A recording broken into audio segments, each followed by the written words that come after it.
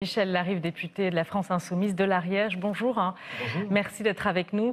Alors dites-nous un peu comment ça se passe, cette campagne au niveau de la France Insoumise. Il y a quand même des polémiques. Je pense notamment à Andrea Cotarac, ex-élu LFI, je ne sais plus trop comment il faut dire, qui passe au Rassemblement national.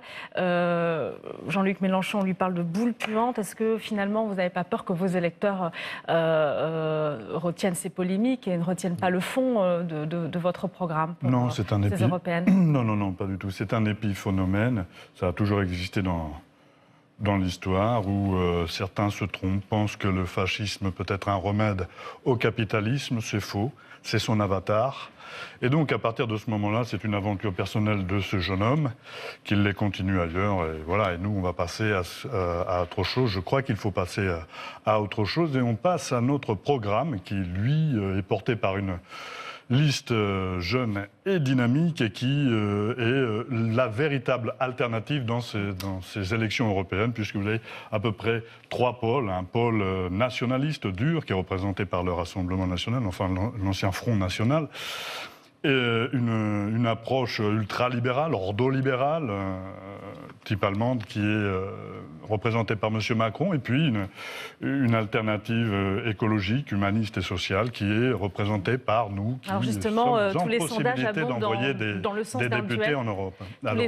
Tous les sondages abondent dans le sens d'un duel entre le Rassemblement national et La République en marche. C'est facile justement de se faire une place Alors c'est dans pas un cette duel, campagne. c'est un duo. C'est un duo puisque l'un organise les sondages de l'autre, puisque l'un se sert de l'autre pour pouvoir avancer, l'un se met le rempart de l'autre, alternativement d'ailleurs, et pourtant ils ont les mêmes idées sur certaines choses, notamment sur l'immigration, sur la loi asile et migration qu'ils ont voté ensemble à l'Assemblée nationale. Il y a une convergence, il y a des convergences sur l'ordolibéralisme. Comme l'AREM, le Front National, n'est pas pour l'augmentation du SMIC, vous avez des choses comme ça. Donc voilà, il y a une organisation d'un duo. Sur les temps de parole, vous avez des temps de parole excessivement hauts. Je les ai là, ici. L'AREM, 55 minutes de temps de diffusion de leur clip. Et en deuxième position, le Rassemblement national, 48 minutes. Pourquoi? Sur quelle base? On ne sait pas. Et nous, bien sûr, 18 minutes. Et donc, on a cette organisation du duo, et puis on a une véritable alternative qui, elle, pourrait porter un changement véritable en Europe. Et Alors c'est quoi ce changement véritable en Europe? Puisque vous dites que La République en marche prône une Europe, je veux dire... de la finance. Alors de la finance, en tout cas, Emmanuel Macron parle d'une Europe solidaire. Amplifier ce qui se passe. Et elle sera accompagnée en ce sens, justement peut-être par les socialistes, qui n'excluent pas de rentrer dans une grande coalition de majorité avec la droite, LREM, le PSE. Mais c'est quoi l'Europe de la France insoumise? Alors l'Europe de la France insoumise, c'est déjà la sortie des traités et c'est l'Europe de la paix, c'est l'Europe des peuples.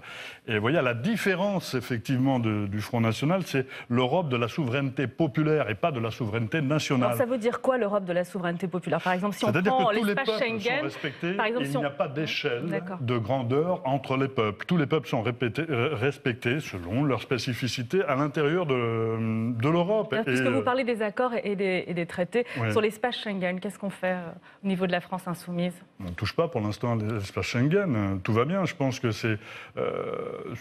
on rentre là dans un problème on regarde plutôt le problème de migration autrement. On regarde le problème de migration sur la question qui se pose aux gens qui migrent. Pourquoi migrent-ils? Souvent parce qu'il y a des guerres chez eux, qu'on organise de temps en temps quand même. Et puis, et surtout, leur économie est déstabilisée par des traités qu'ils ont passés souvent avec l'Union européenne, ces traités qui ont déstabilisé leurs économies locales. Donc, ils migrent. Toutes nos familles en France ont eu à un moment donné des gens qui étaient issus de l'immigration pour les mêmes raisons. Mais alors justement, la réponse à la problématique de la crise migratoire, de l'immigration, c'est quoi? C'est une réponse qui doit être une réponse européenne, bien vous sûr, dites, ou c'est une réponse qui doit être une réponse au niveau de chaque État membre de l'Union européenne? Je pense que si c'est une réponse de chaque État, de manière, ça doit être la première réponse, ça doit être une réponse humaniste.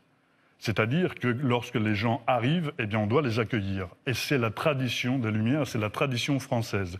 Et c'est aussi la tradition européenne. C'est compatible avec une Europe forte? Bien sûr, c'est compatible avec une Europe forte. Vous savez, s'il n'y a pas d'immigration, il n'y a pas suffisamment de main-d'œuvre en Allemagne pour maintenir son niveau de vie, hein, et sa puissance et son PIB actuel. Donc, non, c'est tout à fait compatible et quelquefois même, c'est même nécessaire. Merci beaucoup, Michel Larrive. Je rappelle que vous êtes député de la France Insoumise de l'Ariège. Merci à vous.